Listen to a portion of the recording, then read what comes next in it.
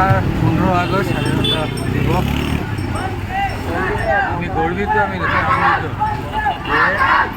স্বাধীন ভারত আমি অমৃত মহোৎসব নিমিত্তে ওটা কখনো লাভ নেই।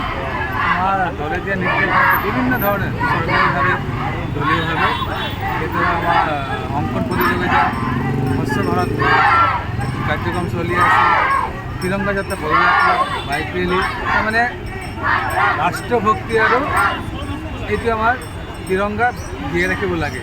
তিৰংগা আছে মানে দেশ আছে, হিন্দু ৰাষ্ট্ৰ আছে, হিন্দু ৰাষ্ট্ৰ আছে মানে জীয়াই আছে।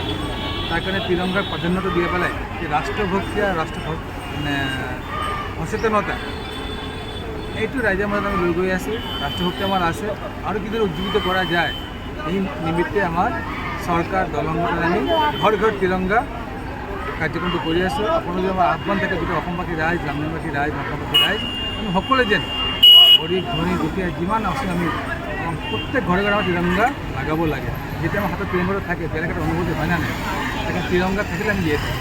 আজি কি কিলোমিটাৰ অতিক্ৰম কৰিব? কমেও 3 কিলোমিটাৰ অধিক পদযাত্ৰা কৰিম।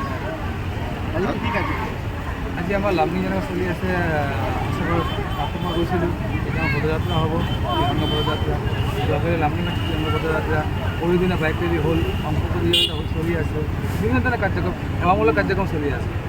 নিৰ্দেশনা দিছে, লগতে ভাৰতৰ তিৰংগাৰ বিষয়ে সজাগতা কৰিবৰ বাবে মানুহৰ মাজত আমি যদি ৰেলি, আমাৰ স্কুলৰ ছাত্ৰ ছাত্ৰী পাব্লিকো আছে, আমাৰ মিউনিচিপালিটিৰ সকলো ষ্টাফ আছে, ৱাৰ্ড কমিশ্যনাৰসকল আছে, চেয়াৰপাৰ্চন আছে, সকলো আছে। আমি 3 কিলোমিটাৰ লংকা শ্বিলং এৰিয়া লগতে আমাৰ জিলাৰ বিভিন্ন জেগাতে কৰি আছে।